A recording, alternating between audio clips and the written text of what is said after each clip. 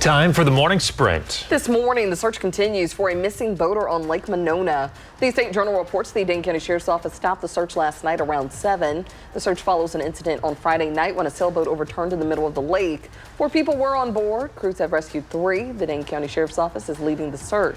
A bill in Washington that would change Medicaid and extend trillions of dollars in tax cuts is now over a key hurdle. It comes after the House Budget Committee passed it late last night. The bill creates new work requirements for Medicaid recipients. Some conservatives argue the bill doesn't do enough to cut spending. The bill could see a final vote by Thursday.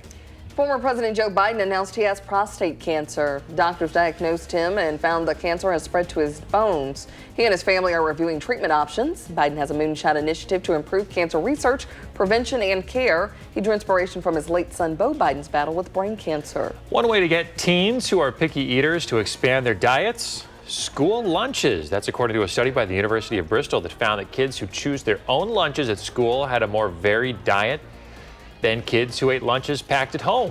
The data also showed that kids who are picky eaters as toddlers often stayed picky eaters into their teen years. Spectrum says crews are still working to restore service after last week's storms. Downed trees, poles, and power lines remain in the hardest hit areas of Juneau and Mayville. Customers can visit the Spectrum website for more information. Starting today, a couple lanes of northbound Fish Hatchery Road are going to be closed. It's from Traceway Drive here to High Ridge Trail. Crews are working on a water main. Officials say traffic's going to be able to get through at all times, but they're asking you to take another way if you can. Construction is expected to be all wrapped up by June 15th. This morning, Pope Leo and Vice President J.D. Vance are meeting. Their discussion comes ahead of U.S.-led diplomatic efforts to broker a ceasefire between Russia and Ukraine. The meeting follows the Pope's inaugural Mass yesterday.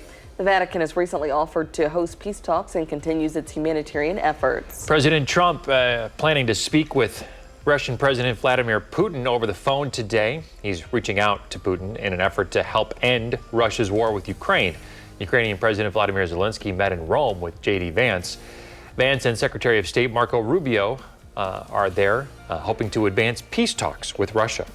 It'll be breezy and a lot cooler than it has been. Highs are only going to reach about 60 later this afternoon. I think most of us upper 50s will not break the 60-degree temperature across most of southern Wisconsin.